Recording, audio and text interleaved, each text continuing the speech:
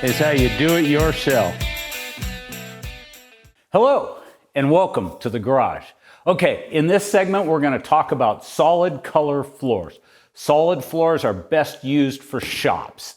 They brighten the room up, they're easy to use, you can find stuff on them. It's an absolutely great floor. The base coat is an epoxy.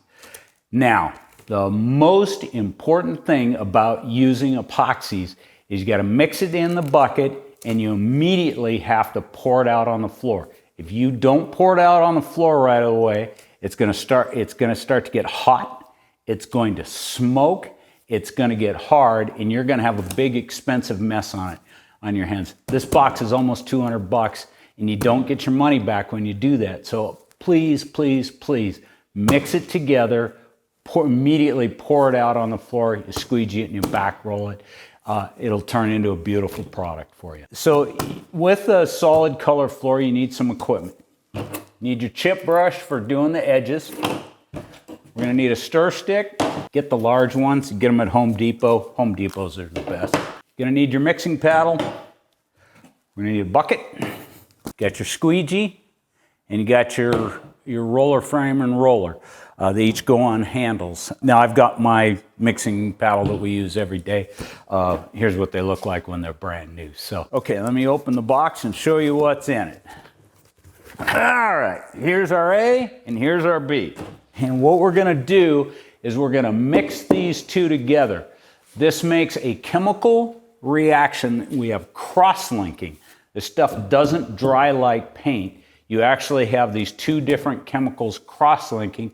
It makes a much harder, much better, much more sticky floor, so it sticks to the ground a lot better. In this bucket, and we've done this especially for you, so you don't have to buy extra buckets, okay? There is more room in the A side bucket than the A. And so you can just pour the B directly in here. When you're all done, then you're going to throw the whole bucket away. And that's a special thing that we've done for you, and it'll make it a lot easier. We've, as professionals, we do this every day, and one of our manufacturers figured out how to do that, and we love them for it. So that's the mixing process for doing a solid color floor. If you can afford it, get the urethane top coated. It makes all the difference in the world. It's going on clear. This stuff is hard, and it's just a great surface. So if you can afford it, do it. If you can't, that's all right. We still want to take good care of you, but this will make a better product for you. As you can see, we're now doing the mixing, okay? And this bucket of A is a bigger bucket than what the A is. So what we're going to do is we are now pouring the B into this A bucket, and we're mixing it up. So we're taking that mixing paddle and putting it in. Epoxies are thick, okay? So you don't just stir it up with a stir stick. You use a mixing paddle.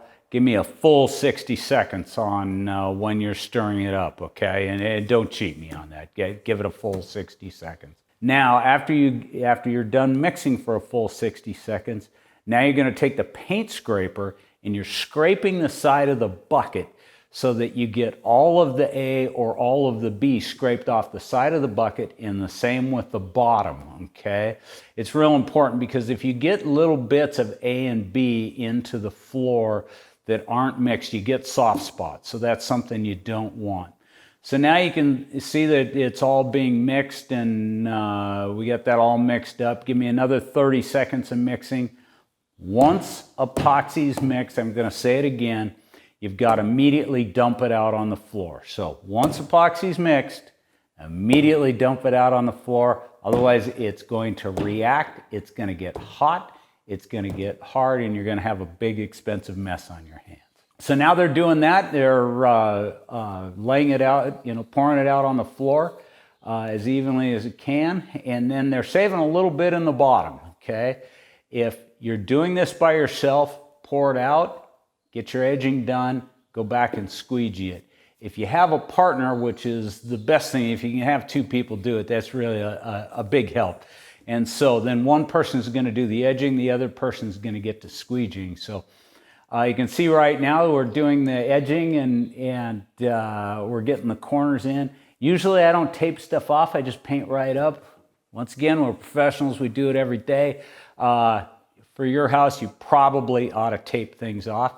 And now you can see how we're getting that edging done. Just use what's left in the bottom of the bucket to do the edging.